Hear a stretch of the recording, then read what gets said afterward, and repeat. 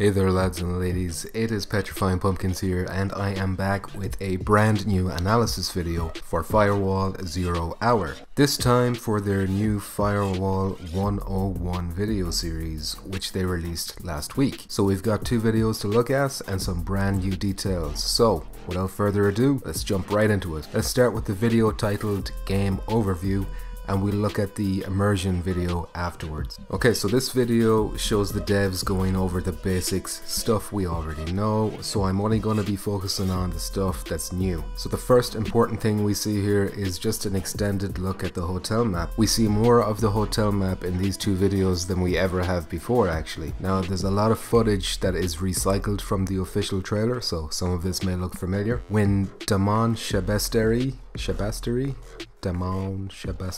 starts talking though, we get a nice moist nugget of information. On the bottom of the screen here, we get confirmation that Firewall will have over 30 different weapons and tactical items. So that is the first time we've ever gotten confirmation on the number of weapons and items in the game. And while we don't know exactly how many of those 30 plus are firearms and how many of them are gadgets, it does give us a better idea of what to expect. So while he's talking, we get some footage of a player inspecting the weapons and gadgets, and it's just very cool to see. So Farpoint had the same type of thing, but those guns were more sci-fi, so it's going to be very cool to hold a modern weapon like an MP5 or AK-47 or their equivalent of it in your hands, you know, just admiring the detail on it. So while we're seeing this, Damon actually lists out the weapon classes that we can expect to get our hands on. So he says they have assault rifles, shotguns, sidearms, and SMGs. So it's probably a safe bet to say that there will not be sniper rifles or heavy weapons like RPGs and miniguns, although wouldn't a minigun be fun to use in VR? Next, Damon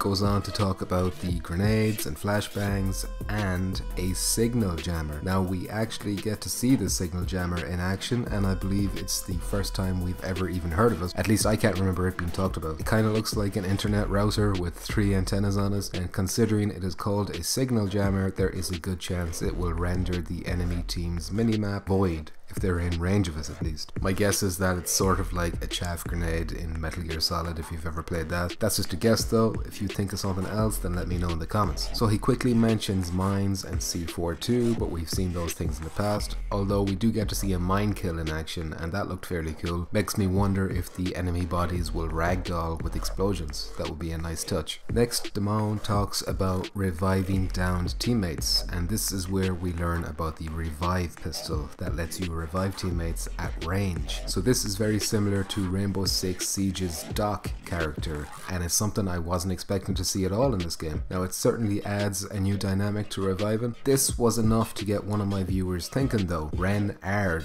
left a comment on my previous Firewall video where he says he thinks that the revive pistol may be the unlockable skill of Grimm. Now Grimm is the German operator in Firewall. We know that his first ability lets him revive quicker, so that theory does make sense. You know, it fits in with the medic kind of theme he has going. So that got me wondering, perhaps every operator's locked second ability isn't a passive ability like the first one, but it could be a unique piece of equipment. Perhaps the signal jammer is the unique gear of another operator. Same with supply boxes. I mean, take a look at Skip. He's the Australian operative whose ability lets him carry extra ammo. What if his second skill lets him drop an ammo resupply box on the ground? It would fit. I like this theory a lot, but it is still just a theory, so take all of that with a heap of salt. After all, what would happen if Graham was killed while he was using the revive pistol? Could an enemy pick it up off his body? There's some interesting questions there you could ask about that kind of a system. Next, Adam talks about the contract handlers. Those are the voices you'll hear giving you instructions in the match on your objectives. One is female, the other is male. The team called them mother and father. That's not really an important detail, but it is a new detail, so there you go. Next, the devs talk about the operatives and we get some new information on their backstories. Hess tells us that Texas, aka Sarah Wells, is actually a poacher hunter who spends her life tracking down poachers and protecting animals. Damon Damon briefly talks about Okoro from Mongolia and Skip from Australia, but he doesn't actually tell us stuff we didn't already know, except for that Skip is one of the devs' favorite characters for some reason. They kind of talk about how they give these operatives backstories to make them more relatable and stuff like that, and then Adam tells us that Firewall is a game for everyone and not just the hardcore shooter fans. And then that ends the overview video, so let's jump straight into the immersion video. So while Damon is talking about why VR is badass, we see some more footage, more of the hotel map.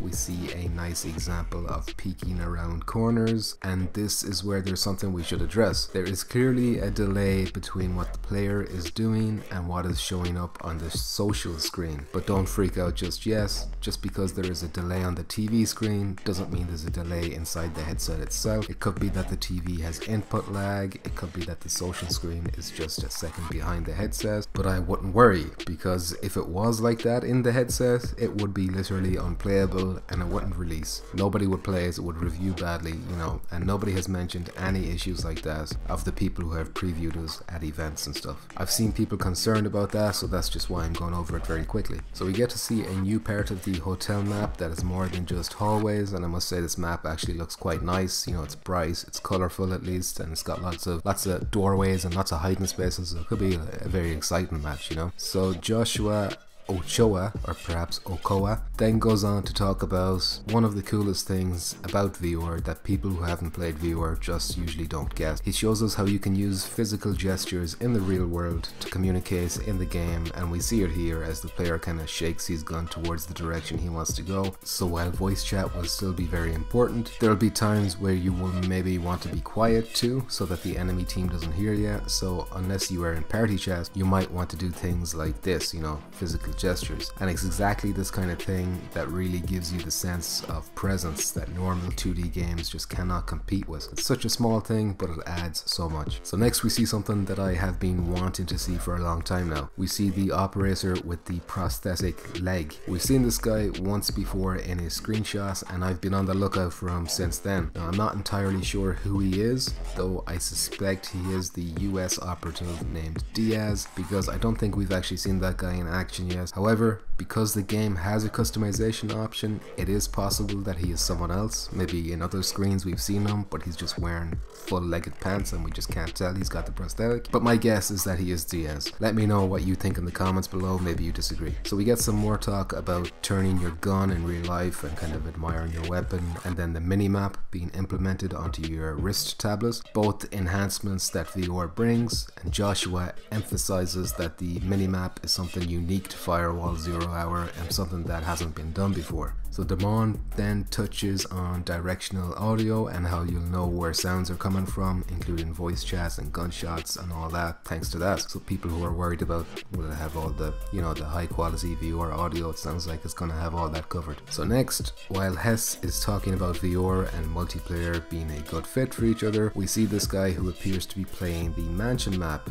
However, it looks fairly bright on that TV screen.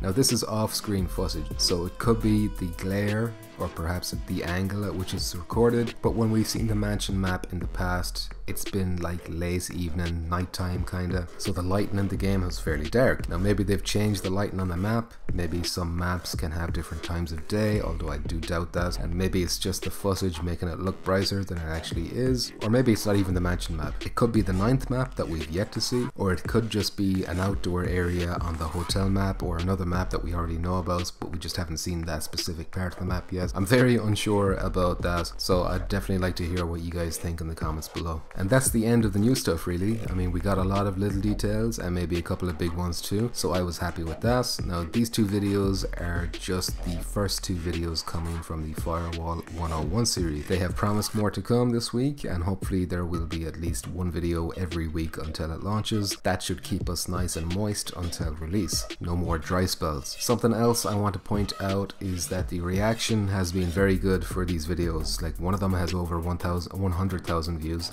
There's lots of likes, lots of positive comments from people who never even heard of it before. The hype is building. Another thing I want to quickly point out is that Adam Orth, the creative strategist at First Contact, has actually left First Contact Entertainment, so he's no longer part of the Firewall team. I believe his role is just complete on the game. So we wish Adam the best. He's been in contact with this channel, he's been in contact with me. He seems like a real swell guy, you know, so wish him good luck in the comments below. And with that, I will end today's video. Now I will cover the new videos as soon as I can, but I will be away for a couple of days, so you might need to wait, kind of like you had to wait for this video. So if you like this video, then please consider doing the usual shite to help me out, and especially share this video too to get the word out about our Lord and Savior Firewall 0 Hour. And also I have a Twitter if you want to follow me there for whatever reason, at Petrifying Pump.